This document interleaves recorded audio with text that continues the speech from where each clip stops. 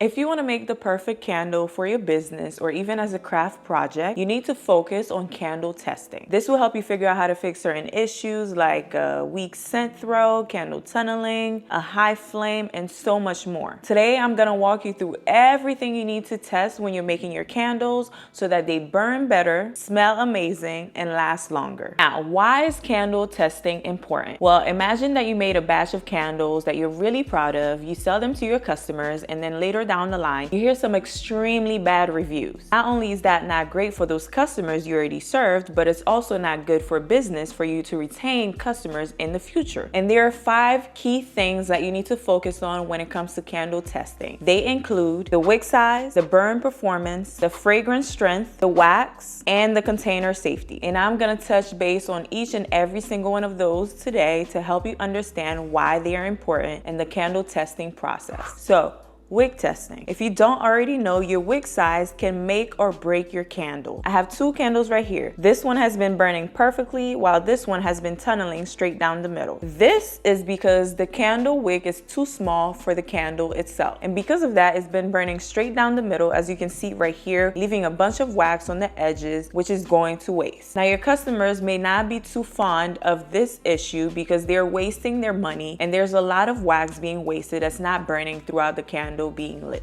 And in comparison to that, we also have candles that burn with a very high flame. And that is because the candle wick size is too big for the candle itself. This is not only a fire hazard, it is also burning your candle way faster. And in some instances, you won't be able to smell the scent because it's reached the flash point, which is the temperature where the scent burns off while the candle is burning. So these are 3 examples to show you the difference between the wick sizes and how they affect the burn performance of a candle. So make sure that you test your candle wicks for each and every single wick that you're trying for the first time. Make sure that the candle is burning properly throughout the process. And of course, with that comes the burning performance of the candle itself. For this, you're going to be testing your burn time for your candle, seeing how it melts, and if it creates a lot of soot. Your candle having an even melt pool is the end goal of the burning performance. And if you cannot achieve this, then you have to revisit your wick sizes, as I mentioned in the beginning. And keeping track of the burning time for your candles will help you inform your customers about how long it takes for the candle to burn completely, which is going to help you retain your customers because the longer the burn, the better it is for them. And when it comes to your melt pool, you'll be able to see how long it takes for your candle to melt to the edges of the candle jar, which should take around 2 to 4 hours. If it's taking longer than those 4 hours, then you need to also check your wick size for the candle jar that you're using. You'll be able to tell if your candle wick is too large because the flame will not only be higher, it will be creating a lot of soot, which is going to be the black smoke that you see around your candle jar. So keep track of those things when you're doing your burn performance test. Next, we have the fragrance load. This is basically how much fragrance you're adding onto your candles and how good that smells when it's actually burning. Depending on your fragrance load, your candle may smell amazing and sometimes it may not smell that great. So you definitely need to play around and test your fragrance load, whether it's 6% to 12% that you're testing for the candle that you're making. But always remember that adding more fragrance does not necessarily mean that your candle will smell better, because sometimes that will lead to a clogged wick where the candle will keep extinguishing every time you light it. Sometimes you also see the candle sweating where the scent is rising to the top of the wax because the fragrance did not fully mix with the wax itself. If you want to learn more about the fragrance load when it comes to your candle, definitely check out this video that I'm gonna link for you in the description so that you can learn everything you need to know about fragrance load and how to make your candles smell better. Now let's move on to the wax test. This is referring to the temperature that you melt your wax at, the temperature that you pour the fragrance into your wax, and the temperature that you pour your wax into the candle jar. All of these are going to determine whether your candle smells amazing, if it has any sinkholes, crumbled tops, which can all affect the burning performance. Based on the wax that you're using, your supplier should have information about what temperatures to melt your wax to, what temperature to add your fragrance load, and what temperature is best for you to pour the candle into the glass jar. So if you want to prevent those imperfections like the crumbled tops, a weak scent throw, and even sinkholes, I definitely recommend testing out the temperatures for the wax throughout the process. And now onto your candle containers. If you don't already know, your candle jars should all be heat resistant. This means that they hold higher temperatures, so when the candle is burning, the jar doesn't end up breaking and potentially cause a fire hazard, which can hurt your customers, and so on and so on. You want to avoid all of that. So when you're running your test for your candle burn performance, make sure you test out the jar itself to make sure that it is not breaking when the candle is lit. One way to test this is to pay attention to your candle jars while the candle is lit so that you can make sure that there are no cracks happening throughout the burning performance. And make sure you don't forget to add those warning labels at the bottom of the candle jars to inform your customers about the candle safety, how they should be burning them, where they should be burning them, and how to prevent a fire hazard. Now you may be wondering, how do you keep track of all of these different things when you're testing your candles? What I do is keep a candle testing spreadsheet that has information about everything that I'm testing. This helps me to stay on track without having to play a guessing game with what I tested, how long I tested for, and all of this information that I just spoke about. And it also prevents me from repeating the mistakes that I made throughout the candle testing process. So if you're serious about making quality candles, make sure you take your time to test out all of these things that I mentioned in this video. They will make such a major difference for your customers and your business. And if you've ever made a candle before and had any struggles with anything that I mentioned in this video, let me know in the comments below what the hardest thing was throughout the candle testing process. Hopefully this video was helpful and informative, and if so, make sure to like and subscribe and stay tuned for more candle making tips. Until next time,